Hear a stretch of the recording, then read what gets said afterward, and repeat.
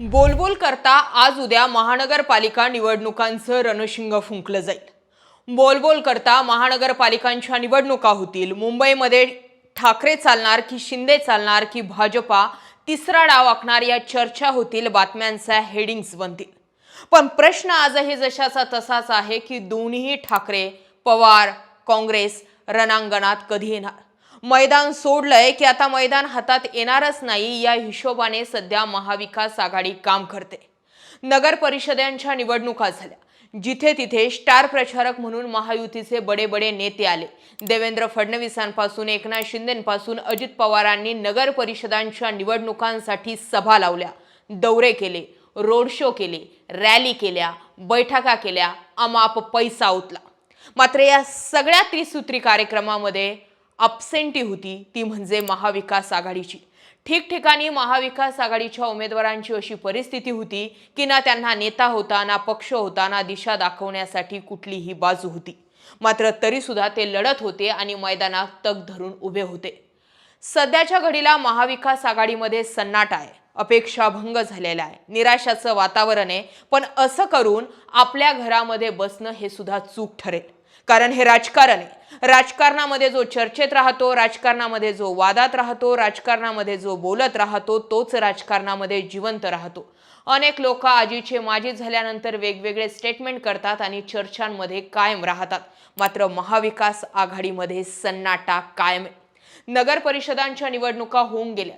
आता जर नगर परिषदांच्या निवडणुकांचा निकाल जर महायुतीच्या बाजूने लागला तर हा प्रश्न निर्माण करायला कितीशी जागा उरणार आहे की हा सगळा ईव्हीएमचा झोल आहे। दिसताना तर हेही आलंय, ना ठाकरेंनी कुठे सभा घेतल्या, ना पवारांनी कुठे सभा घेतल्या, ना काँग्रेसने, ना आघाडी दिली, ना खाली कार्यकर्त्यांना ताकद दिली। मग अशा बेसवरती जर नगर परिषदांचा निकाल हा आपल्या बाजूने लागेल अशी अपेक्षा महाविकास आघाडी कसं ठेवू शकते? अर्थात जिथे ग्राउंड लेवलवरती कार्यकर्त्यांची ताकद जास्त होती, आमदार होते, त्या ठिकाणी जर तरची होऊ शकते। मात्र इतर ठिकाणी महायुतीमध्येच एकमेकांचे शिंग किंवा केस ओढण्याची भूमिका जी आहे ती दिसून येऊ शकते। झालं गेलं ते सोडून द्या, दोन्ही ठाकरेंचे प्रयोग जे आहे ते उभा महाराष्ट्र बघतोय। मराठी भाषेच्या मुद्द्यावरून राज ठाकरे आणि उद्धव ठाकरे एकत्र आले, त्यावेळी जसा की काय महाराष्ट्रात एखादा सण आहे अशा पद्धतीने लोक आपला आनंद व्यक्त करताना दिसले। त्यानंतर वारंवार दोन्ही ठाकरे भेटत राहिले, कधी वाढदिवसानिमित्त तर कधी इतर कुठल्या तरी कारणांनी भेटीगाठी होत राहिल्या, कधी बंद दारात चर्चा झाल्या तर काही समोरासमोर। मुंबईसाठी दोन्ही ठाकरे जे आहे ती कमाल करू शकतात, पण ताकद लावली तर। आता इथे निवडणुका तोंडावर येतं, निवडणुका आज उद्या लागतील अशी परिस्थिती आहे। मात्र मुंबई महानगरपालिका, ठाणे, कल्याण या हिशोबाने सध्याच्या घडीला महाविकास आघाडी किंवा दोन्ही ठाकरे काय करतायत हे दिसायला तयार नाहीये। आतून काही घडामोडी सुरू असतील किंवा नसतीलही। अधिवेशन झालं, अधिवेशनामध्ये सुद्धा उद्धव ठाकरे कुठेही दिसून आले नाही, आले आणि गेले। भ्रमनिराश झालाय किंवा निराशात गेलाय म्हणून मग पक्षाच्या नेत्यांनी जर हातातले हत्यार टाकून दिली असतील तर मग पुढचं राजकारण होणार कसं असा प्रश्न तयार झाला।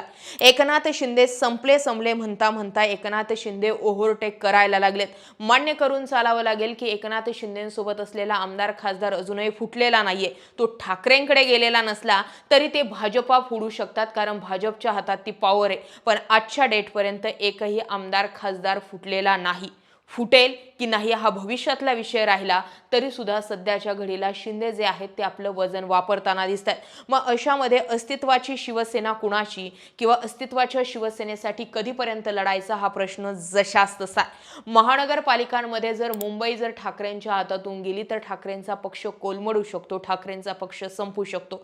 देवेंद्र फडणवीस, शिंदे, अजित पवार सगळ्यांनी कितीही ताकद लावली, कितीही कयास लावला तरी जोपर्यंत स्वतः ठाकरे मुंबईचं मैदान सोडत नाही तोपर्यंत मुंबई जात नाही। पण त्यासाठी ठाकरेंनी मैदान अगोदर शाबूत ठेवणं गरजेचं आहे। सध्याच्या घडीला जर राजकीय आपण गणित जर बघितले तर आपण जिथे शरद पवारांचा पक्ष अस्तित्व संपलं असं म्हणतो, तिथे शरद पवारांनी बॅकअप तयार ठेवलाय। तो बॅकअप म्हणजे अदानी असो, अजित पवार असो, अमित शहा असो।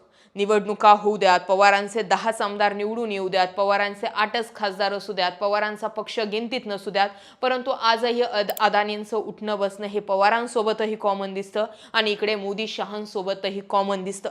अजित पवार जे फडणवीसांसोबतही उठतात बसतात तेच अजित पवार शरद पवारांसोबतही उठतात बसतात. आजही दोन्ही पवार जे आहेत ती आपली भाऊबंदकी जी आहे ती व्यवस्थितपणे मेंटेन करू नये. आजही शिंदे आणि शरद पवारांचे संबंध चांगले आहेत. मात्र या सगळ्या गोष्टींमध्ये ठाकरेंचा पक्ष एकाकी पडलाय. ठाकरेंचे ना भाजपासोबत व्यवस्थितचे संबंध राहिलेत ना पवारांसोबतचे. शिंदेंसोबतचा तर लांब-लांबपर्यंत विषय नाही, अजित पवारांसोबत ते जुळून घेत नाही. राजकारण हे समअंगी पाहिजे, सगळीकडून जुळून घेण्याची भूमिका पाहिजे. मात्र ठाकरे एकला चलो रेच्या नाराच्या बेसवरती जरी लढत असले तरी मग मैदान तरी तेवढ्या ताकदीने धरून पाहिजे अशा चर्चा व्हायला सुरुवात झाली.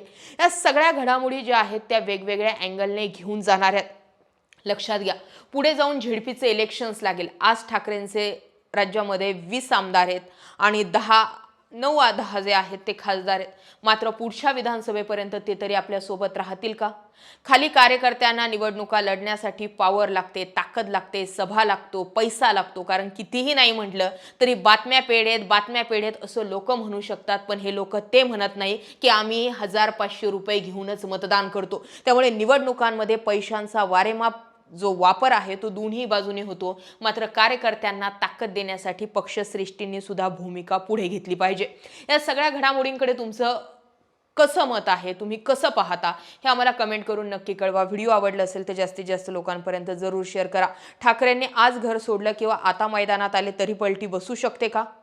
की नाही ठाकरे चाललेत तेच योग्य आहे, ठाकरेंच्या पक्षाचं आता पुढे काही होऊ शकत नाहीये का? या सगळ्या भूमिकांवरती जरूर व्यक्त व्हा. जय महाराष्ट्र.